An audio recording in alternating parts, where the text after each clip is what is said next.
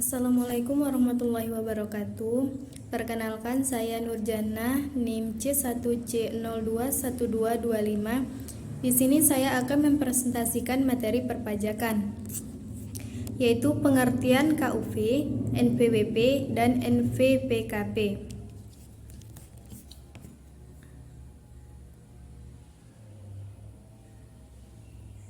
Yang pertama, pengertian KUV. KUV adalah singkatan dari Ketentuan Umum dan Tata Cara Perpajakan, di mana KUP memuat ketentuan umum dan tata cara perpajakan yang pada prinsipnya berlaku bagi undang-undang pajak material, kecuali dalam undang-undang pajak yang bersangkutan telah mengatur sendiri mengenai ketentuan umum dan tata cara perpajakannya. Undang-undang KUV telah mengalami 3 kali perubahan semenjak diundangkan. Pertama kali dengan Undang-Undang Nomor 6 Tahun 1983 yang berlaku mulai 1 Januari 1984. Perubahan pertama dilakukan dengan Undang-Undang Nomor 9 Tahun 1994 yang berlaku mulai 1 Januari 1995.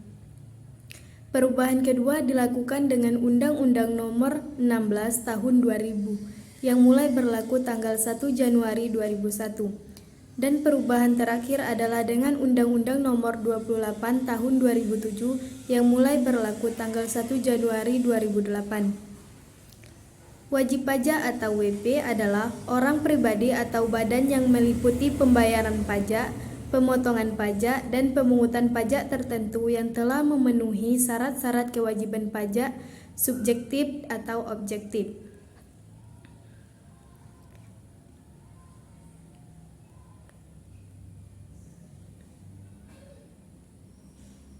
Masa pajak adalah jangka waktu yang lamanya sama dengan 1 bulan takwin atau tahun kalender, atau jangka waktu lain yang ditetapkan dengan keputusan Menteri Keuangan paling lama 3 bulan takwin, atau untuk pembayaran PPh pasal 25.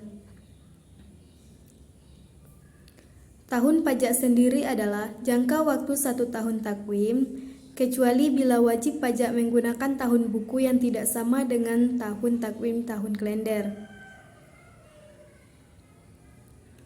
Bagian tahun pajak adalah di mana bagian dari jangka waktu 1 tahun pajak bisa 1 bulan kalender atau beberapa bulan kalender.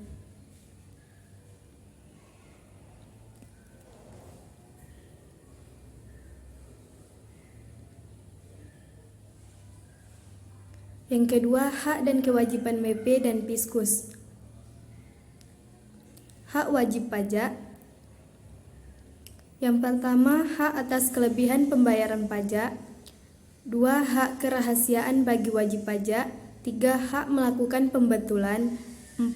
Hak mengajukan permohonan restitusi. 5. Hak memperoleh surat pemberitahuan. 6. Hak mengajukan surat keberatan.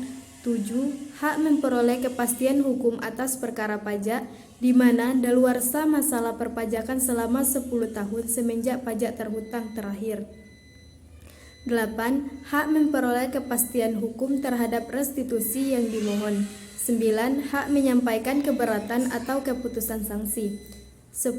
Hak menyampaikan mohon banding. 11. Hak memperoleh pembayaran restitusi dalam waktu 1 bulan. 12. Hak memperoleh kepastian hukum atas permohonan keberatan.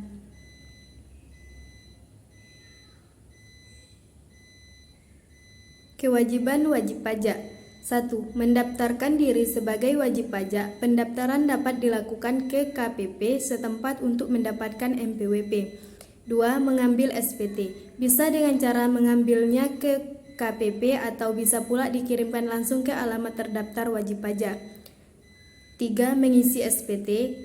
4. Melunasi pajak kurang bayar. Jika ada kurang bayar, maka dapat mengisi SSE dalam rangka 4 paling lambat tanggal 25 Maret tahun berikutnya. 5. Menyampaikan SPT dilakukan dengan cara menyerahkan SPT dan lembar kedua SSE ke KPP. 6. Penyelenggaraan pembukuan dilakukan apabila omset perusahaan di atas 600 juta, sedangkan omset di bawahnya perlu melakukan pencatatan. 7. Menyimpan dokumen. Berdasarkan pasal 20 ayat 6 Undang-Undang Nomor 6 Tahun 1983, pembukuan dapat disimpan selama 10 tahun. 8. Menyetor pembayaran massa. Penyetoran pembayaran massa PPh pasal 25 paling lambat tanggal 15 bulan masa berikutnya. 9. Memotong dan menyetor pajak tahun berjalan, jatuh di tanggal 10 bulan berikutnya untuk PPh pasal 21 dan 10 hari sejak saat terhutang pajak untuk PPh pasal 23. 10. Melapor hasil potong kepada KPP.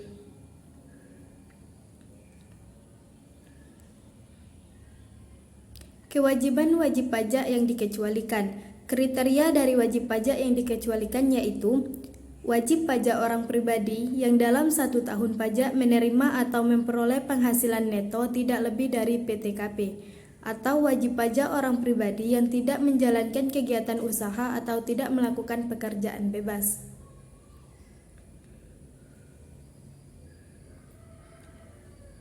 Wewenang Fiskus. 1. Menerbitkan surat ketetapan pajak. 2. Menerbitkan surat tagihan pajak. 3. Menerbitkan keputusan. 4. Melakukan pemeriksaan. 5. Melakukan penyegelan. 6. Melakukan pengangkatan pejabat untuk melaksanakan peraturan undang-undang perpajakan. 7. Memberikan penyuluhan kepada wajib pajak. 8. Melakukan penelitian dan pemeriksaan dengan asas praduga tak bersalah. 9. Penagihan pajak diatur dalam Undang-Undang Nomor 19 Tahun 2000. 10. Hak mendahului. 11. Hak mengurangi dan menghapus sanksi.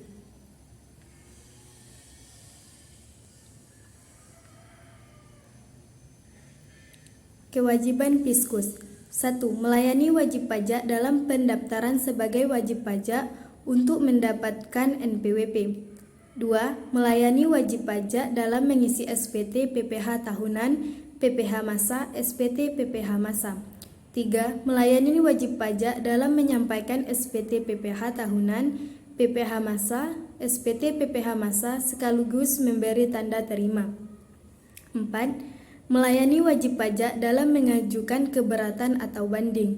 5. Melayani wajib pajak dalam mengajukan permohonan cicilan atau tunggakan. 6. Melayani wajib pajak dalam mengajukan pembetulan atas SPT yang telah disampaikan. 7. Kewajiban menerbitkan surat-surat keputusan berkenaan.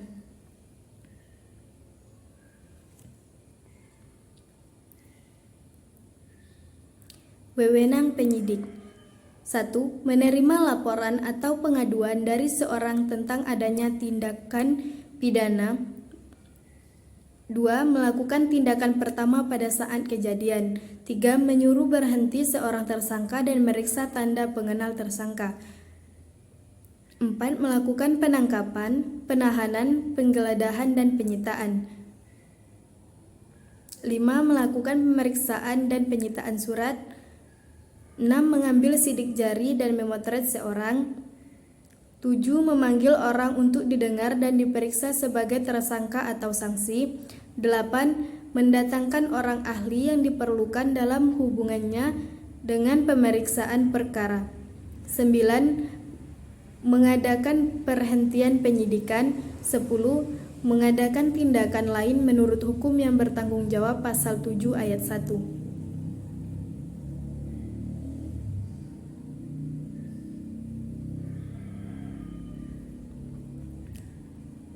Yang ketiga, NPWP. NPWP atau singkatan dari nomor pokok wajib pajak merupakan nomor yang diberikan kepada wajib pajak sebagai sarana dalam administrasi perpajakan yang digunakan sebagai tanda pengenal diri atau sebagai identitas wajib pajak dalam melaksanakan hak dan kewajiban perpajakannya. Jangka waktu pendaftaran NPWP adalah 1. Bagi wajib pajak orang pribadi yang menjalankan usaha atau pekerjaan bebas dan wajib pajak badan, wajib mendaftarkan diri paling lambat 1 bulan setelah usaha bulan mulai dijalankan. 2. Wajib pajak orang pribadi yang tidak menjalankan suatu usaha atau tidak melakukan pekerjaan bebas apabila jumlah penghasilannya sampai dengan suatu bulan yang disetahunkan setelah melebihi penghasilan tidak kena pajak PTKP, wajib mendaftarkan diri paling lambat pada akhir bulan berikutnya. Penghapusan NPWP karena hal-hal berikut. 1. Wajib pajak sudah tidak memenuhi persyaratan subjektif dan atau objektif sesuai dengan ketentuan peraturan perundang-undangan perpajakan. 2. Wajib pajak badan dalam rangka likuidasi atau pembubaran karena penghentian atau penggabungan usaha. 3. Wanita yang sebelumnya telah memiliki NPWP dan menikah tanpa membuat perjanjian pemisahan harta dan penghasilan.